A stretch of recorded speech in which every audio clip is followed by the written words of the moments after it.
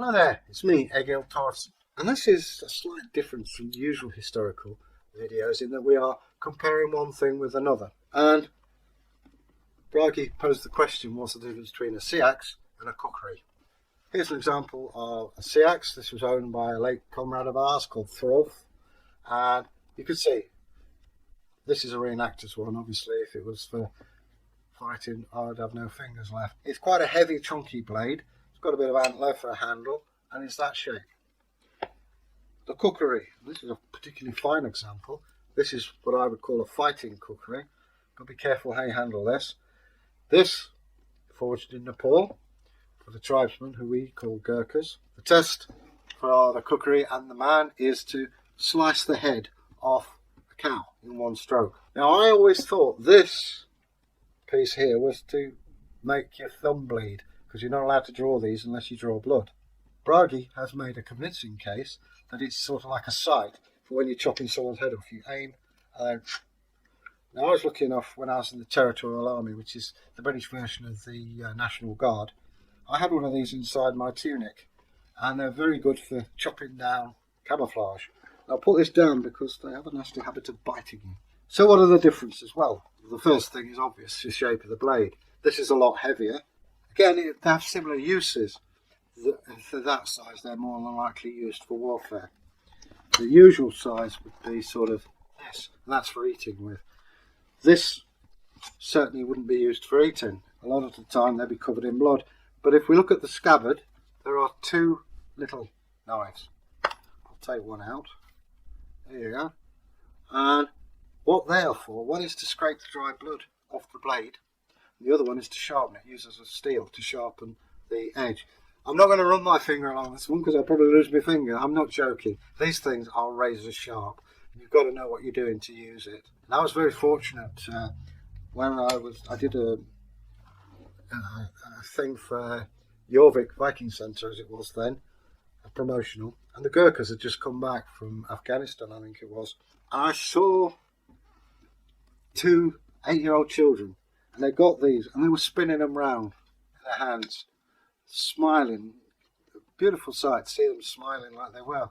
And they were a down sight sharper than this. You try saying that. There was a competition that if you won it, you won a Kukri. I didn't win it. But the Gurkhas are an amazing race. They really are. It's the only regiment of the British Army where they're not shouted at, because they do this naturally. Never point with a Gurkha. Don't say over there. Use your chin. And never, in your wildest dreams, ever touch a Gurkha at the back of the neck. It's a big insult for some reason. They're amazing warriors, and they need to be treated with respect. And the tests they go through to join the army are phenomenal. Now, I don't think we do enough for the Gurkhas. The great actress Joanna Lumley is very much in their favour, and thank God she is. These people deserve special treatment for the help they help us win the wars, and today they are an essential part of the British Army. So, any Gurkhas out there, thank you. Thank you, thank you. They're amazing people. The Sax, basically Sax means knife. And as I say, they have a typical shape, like the Kukri. This one goes along and down, and that's a traditional Old English shape. And very effective it is too. And knives, even pen knives today, you'll see them in that shape. I remember my old dad, he always had the same type of pen knife, which was sort of black simulated wood, and you'd open the blade and it was the traditional Seax shape. This too has its traditional shape. Here it is, and this has been developed over the years, I'm sure, and has been proven to be highly successful. And there are stories in World War II where the Gurkhas, if you're in a tent, would touch your feet, and if their laces were crossed, off came your head. And I think there's more than one case of someone, because the Americans do cross their laces, and I think a big apology had to be issued. You can't say you blame them, but anyway. So that basically sums it up as the difference. Whereas the Kukri, I think, tends to be more a weapon of war. The Sax is more versatile. Can be used as a weapon, but can be used as a tool. So anyway, I hope you've enjoyed that. And what I would ask is that if you want to subscribe, press the bar at the top or the bell, and hashtag history videos, and we'll get back to you. But leave us a comment. Maybe you've got your own ideas of what topics you'd like us to cover. Let us know. I mean, we're not psychic, but try and let us know what you would like. I don't know.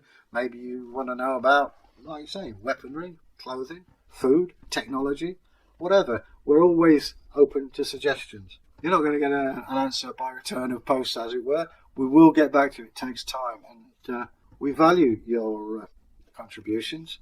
It's as much your channel as ours. We exist because it's what you want. We will be covering a lot more of these comparisons, which are quite fun for us, and I hope are for you. I'll just having a sign saver wave down me. That's how we get things done. As I've said before, stay safe and make the world a happier place. Bye.